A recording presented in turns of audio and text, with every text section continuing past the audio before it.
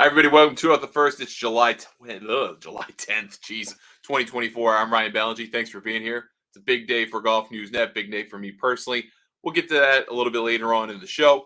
We're going to talk about Rory McIlroy speaking in front of the press today ahead of the Genesis Scottish Open. Some interesting things that he said and kind of came up over the course of that time in front of the media this week. He is the defending champion at the Renaissance Club in North Berwick. So we'll talk about that a little bit today. And then we'll talk about the big news of the week, maybe my lifetime, at least professionally speaking. But we will get to all of that here with you today. So before we get into that, thanks to Swannies for being our presenting sponsor this year. Check them out at swannies.co. Get a hold of some of their great pullovers and hoodies. Their hoodies are incredible. Their polo shirts are great. Great pairs of shorts for this time of year. Use the promo code GolfNewsNet25 to save 25% on your first order. So Rory McIlroy is back. And he's going to be speaking in front of the press. He took a couple weeks off post U.S. Open, post disappointment of the U.S. Open, post Bryson winning the U.S. Open. And he had some questions to answer, right? I mean, he kind of scurried out of Pinehurst as soon as the fate of the tournament was decided and that Bryson DeChambeau had won. And for all we know, there wasn't going to, even a terse handshake between the two. And McIlroy pretty quickly left the Pinehurst clubhouse, went to the parking lot, got out of town in his courtesy car from the tournament, got to his plane, was on his plane. I mean, within minutes. I mean, it's not that far from Pinehurst to the Pinehurst Southern Pines Airport, but that was still pretty impressive to be able to do that. Got out of town, then just kind of went on social, did the thing athletes do nowadays when they have to issue a mea culpa or a statement. They opened up their iPhone, they opened up the Notes app, typed something, screenshotted it, and sent it out and said, hey, I'm not playing in the Travelers. I'm going to regather myself, and we'll see you again at the Genesis Scottish Open because he's the defending champion. I'm not entirely convinced that if he weren't the defending champion, he'd be playing this week, but he is playing this week as the defending champion at the Renaissance Club. And again, got in front of the media, had the news conference. I think a lot of people were looking forward to that and said some interesting things. And we'll go over those here in just a minute. But what I found most interesting about the whole tone of everything was not that it was overly defensive. And I didn't expect him to be like, oh man, I'm so sorry. I did everything wrong kind of thing. You got the mixture of typical McIlroy. You got honesty. And I think we don't have the quotes for those here. But the honesty that he talked about, Pinehurst number 2, I think is worth getting into. We'll do that in a minute. But also a degree of defensiveness that he almost innately has about himself and also about his caddy, Harry Diamond, who came under fire for whatever number of reasons in terms of how the group, the two of them handle the final, I would say 2 or 3 holes, and maybe even go back to final 6 holes of the championship, where McIlroy has the lead, loses the lead, and then ultimately gives it away on the 72nd hole and allows that opportunity for Bryson DeChambeau, which he took to win the tournament. I think the most interesting thing he said about the day of, the Sunday, that late Sunday afternoon in North Carolina, is that he let the moment get to him in a couple of different ways. The first way I think he talks about is how he changed his pre-shot routine, that he took longer to hit shots than he normally would, and that maybe threw him off a little bit. And I don't know if he got that from watching back tape, whether he just kind of talked about it, thought about it, what that was. But I do find that interesting because everyone responds to pressure differently, right? Some people get typically in golf, when you are under pressure, you get faster. You do things much quicker. You walk quicker. You're trying to get it done and over with because you don't like feeling what you feel and you want to get away from it. And the quickest way to get away from it is get the ball in the hole, get the walking done, get the shots done, do it. And he slowed down, and he thought he maybe slowed down to his detriment. The other thing that he said that I thought was interesting, and this is an architectural thing, that I don't think, well, I'm sure players think about it, but it doesn't probably normally come up in these kinds of lookbacks. And he talked about the architecture, especially of 16, 17, and 18 on number 2, that there were plenty of opportunities to see what Bryson was doing behind him. And obviously he could hear it at times too, and that it was distracting. And I got that sense in real time that McIlroy knew what was going on because you could hear it and see it in a number of places. And that gave him pause. That made him think, I'm under pressure. I need to do this now. Bryson's hitting great shots. Yes, he's making mistakes, but overall, he's probably playing better golf. I need to do this now. And probably applied some additional pressure to himself. And that may have ultimately cost him a chance to end a 10-year major championship drought. But then he was also very defensive of his caddy, Harry Diamond, who I believe was under criticism from everybody, but Hank Haney especially. And I thought that part was particularly funny because I don't think anyone really cares what Hank Haney thinks these days. I mean, no offense to Hank Haney, he's a gifted teacher, but what's Hank Haney going to do here? What can he offer to Rory McIlroy's won 4 majors and a bazillion times around the world? And so I thought that what he said was pretty funny here, and you have it up on the screen. It says, quote, someone said to me once, if you would never take advice from these people, your detractors, you would never take their criticism either. Certainly wouldn't go to Hank Haney for advice. I love Smiley Kaufman, but I think I know what I'm doing. And so does Harry Diamond, his caddy. And I think that criticism stems from the choice to hit driver on 18 and the decision making around the final hole, because he could have easily made par hitting a long iron out there, hitting the green. It's not a long hole, 2 putt, maybe you 1 putt, maybe you get away with it and you hang on. But to put yourself in a position where you got lucky, you could even put the club on the ball and it kind of knuckle toward the green, that may not have been the best choice, but I also understand why he made it. He's an aggressive player. He's always been an aggressive player and will always be an aggressive player. So when you get to the point where the championship is on the line, why aren't you true to yourself? And I think that goes back to McIlroy saying he got slower. Be true to you. You're trying to be yourself as much as possible in that moment, even though, and he talked about this, he felt a deep discomfort in that moment, especially on 16 and 17, where he kind of knew what was on the line. And I think it became much more evident that this was either going to be a one-shot difference or a playoff kind of thing. I'm fine with the decision to hit driver.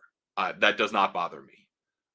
I think what bothers me is McIlroy knowing about himself that when he gets to the short ones, he has a tendency to lift up the blade and to hit above the equator and kind of leave the face open. And that's what happened on 18. That's a technical thing. That's nothing that Harry Diamond could have done for him. I don't think that you're guaranteed to have a safer putt for par or birdie just because you hit an iron off the tee. The statistical data tells you that's not necessarily the case, even if you're a world-class player. So for the people that were critical of his decision-making, I mean, it came down to execution. He missed a 18-inch putt, and he missed a 4-footer that moved a lot and probably should never put himself in that position. Should have been underneath the hole to make a simpler putt, which is the one that Bryson DeChambeau had to win after executing the 50-yard bunker shot. So I thought that was something worth defending, right? And he has always been a vigilant defender of Harry Diamond.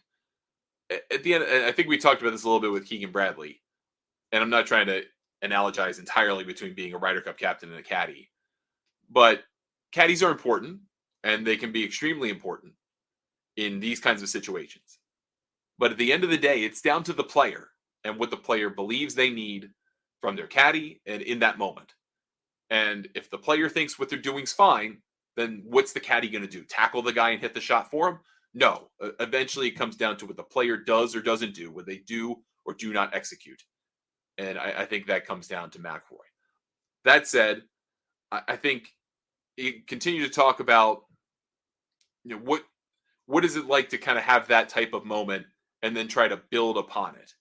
And I thought this answer from him was super interesting because after the U.S. Open, I tweeted, I don't think Rory McIlroy's ever going to get over this. And I didn't mean that he'll never win again or that he'll never play good professional golf again. I didn't mean that whatsoever. What I meant was that this is a loss you will never not think about in kind of the Doug Sanders sense. I think I said it on Twitter at the time, but Doug Sanders in this Golf Channel interview in the early days, and I think it was with Peter Kessler, he said, I don't, sometimes I'd go 15 minutes without thinking about the 2-foot putt that I missed to lose the British Open to Jack Nicklaus. And that is what I'm talking about. These are things you'll think about in the middle of the day randomly, and they'll sting and hurt really bad. I mean, I have no idea about you, but there are some times where I'm just out doing stuff, and I'll think about something stupid I said or did when I was in my 20s, when I was just dumber than dumb, and it'll sting because I feel embarrassed about it, or I feel bad about it, or that was a missed opportunity, or something I wish I hadn't done. Nothing colossally horrible or evil, just something I wish I hadn't done. And if I think about that for just stuff that's mundane and probably the people involved don't even remember, how is it to think about things like this? Think about a US Open. Think about the ones that got away. And so this answer that he gave about scar tissue, I think is interesting. He says, quote, I still think about the short missed putt that I missed at Crancer-Sierre, which is in the Omega European Masters in Switzerland, in 2008 in a playoff. You think about all of them, and I was probably more devastated after that because it was my rookie year on tour. I hadn't won yet. I remember feeling really bad after that for like a good week. And then McIlroy goes on to say, I felt bad about this for several days, about Pinehurst, about the US Open, but that then at the end of the day, you realize what you do have. And that's how you move forward. Realize what you do have, not what you lost. Realize what you've gained, not what you didn't get. And to that end, maybe the reconciliation of his marriage, or the ongoing reconciliation of his marriage, wherever that is a benefit. Obviously, they've got Erica and McIlroy, Rory have a daughter together. They've got that. They've got a good life. I mean, in the grand scheme of things, losing a major championship or still being worth, $500 million, that's fine. That's a trade I think every one of us would make right here and now. If you said, hey, Ryan, you can have a $500 million bankroll, but you're going to lose the US Open in devastating fashion a couple of times in your life. Like, yeah, sounds great. Sign me up. That's not me getting hit by a car. That's not anything horrible. I mean, that's okay. So if you look at the bright side that way, and I think he's trying to choose to look at it that way, as this week in Scotland is another opportunity. Troon is another opportunity. And if you try to take him as that and take positives away from getting in the fight again and getting awfully close, maybe that helps you the next time. Instead of thinking about all the ways you screwed it up, think about all the things that you did right. And I like that kind of view. And then the last thing McIlroy said, and he was asked about this, I think the last question or next to last question in the news conference was, do you feel bad that you didn't talk to us after the US Open, that you left Pinehurst and you didn't have a news conference, you didn't even talk to NBC or Golf Channel after the fact, you just bolted? And I think this is the right view that he offers, which is, quote, there's nothing that I could have said that wasn't any kind of trails off. I mean, it would have been good because you guys would have been able to write something about it or have a few quotes from me. No offense. You guys were the left, or it really should be last, of my worries at that point. End quote. And that's fundamentally it right there. Being critical of him for not showing up, talking to the meeting, going, oh, I'm devastated. Oh, it's terrible. I wish I had missed that putt. Man, I really would have loved to have not missed that 18-inch putt or the 4-foot slider, or maybe I shouldn't have hit driver on 18. I mean, basically everything he said today. What are you going to do with that? What's a better indication of how he feels than to say nothing? And a guy who normally stands behind the microphone and answers questions, to be so devastated that he just leaves and doesn't do that. I think that told me more about what I needed to know about how Rory McIlroy felt about the whole thing than him standing at a flash spot, just outside the clubhouse or whatever, and give me some platitudes, and that's it. I think it said everything. The video spoke for itself. And I know that doesn't always translate very well to the written word, and certainly silence doesn't translate very well to an audio format, but that told you what you needed to know. and you could interpret that for yourself, either through the lens of how you think McIlroy thought, or maybe from experience, what heartache feels like. So I thought those were some interesting things that came up. Um, I'm waiting to see what we got from Nelly Corda today, speaking ahead of the Evian Championship in France, get a better idea about that. Probably talk about that on tomorrow's show.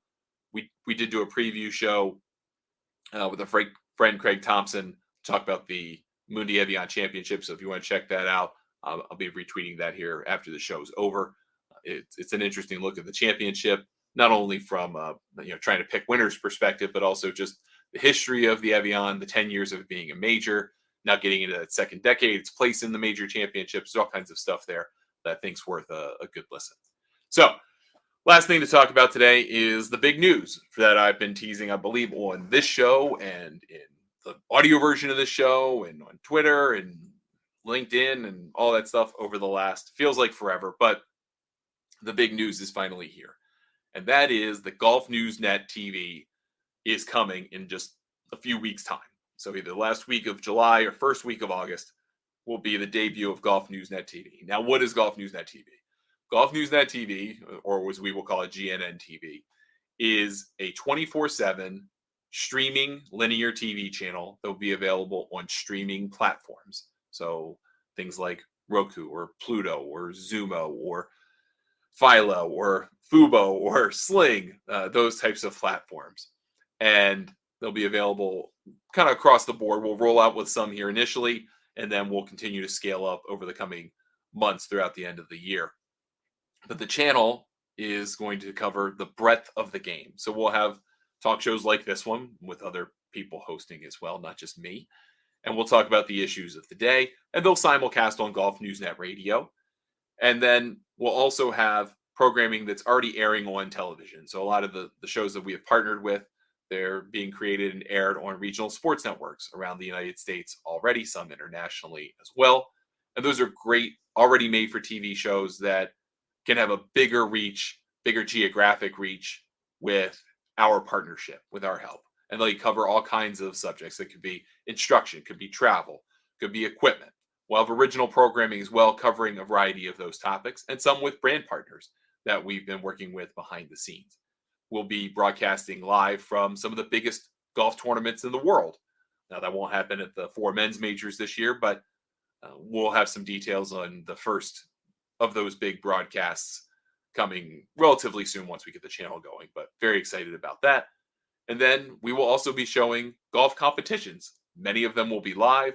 Some of them will be recently aired. Some of them will be older as well in recent years to kind of harken back to maybe the current week's event in prior years. So we'll have that as well with a variety of tours and partners between amateur events, collegiate events, professional events from around the world. We'll have those on GNN TV as well, re-airs of those tournaments. So it'll be a place to showcase professional golf that doesn't always get its due. And certainly collegiate golf, that Golf Channel has done a great job of promoting with their events and the things they've put together for television over recent years.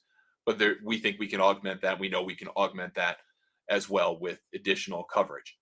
And then also to kind of bring to light some of the cool amateur stuff that happens between state opens, international events, AJGA, and similar style junior tournaments. We'll have that as part of our air. I'm a big fan of long drive, so we'll have some long drive events, have a putting league. We've got a lot to show you on Golf News Net TV. So that'll be coming in the next couple of weeks as it debuts. We'll give you more information about where you can find Golf News Net TV when it debuts.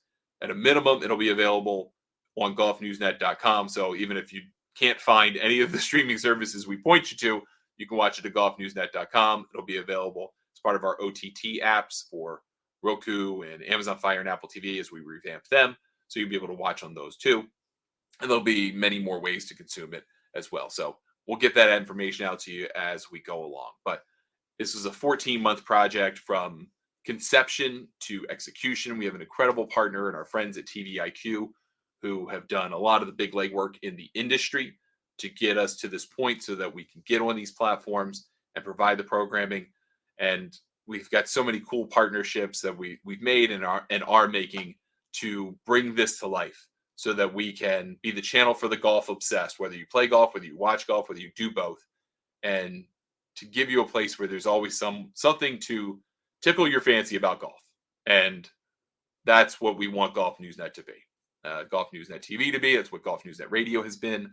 And we'll continue to do that moving forward. So, big day, big celebration. A lot of wiping the brow today, but this is the end of the beginning. Lots more work to come. Lots more news to come on that front. All right, that's going to do it for us today on the show. Thank you so much for spending some time with me. I appreciate it. We'll be back Thursday and Friday. We'll do audio shows, and then we'll come back next week. Monday, I'll be at Media Day for the Solheim Cup down at Robert Trent Jones Golf Club. So we may have something going. Tate may have something live. We'll see how that works out. We'll try to do something there for you. And then Tuesday and Wednesday next week, probably will not be able to do shows, or if I do them, they will be from Nemacolin Woodlands up in Western Pennsylvania. So take a little media trip up there, have a couple of days of golf and fun, and getting to kind of rediscover a place that's actually not too far from where my in-laws live in Western Pennsylvania. Really cool spot. So looking forward to sharing that with you as well. Get a hold of me, Ryan at thegolfnewsnet.com, on Twitter, Threads, X, Instagram, and Blue Sky at Ryan Ballingy, Facebook, YouTube, Ryan Ballingy Golf. We'll be back with you tomorrow. Thanks so much for watching or listening. Catch you next time on 2 Off the First.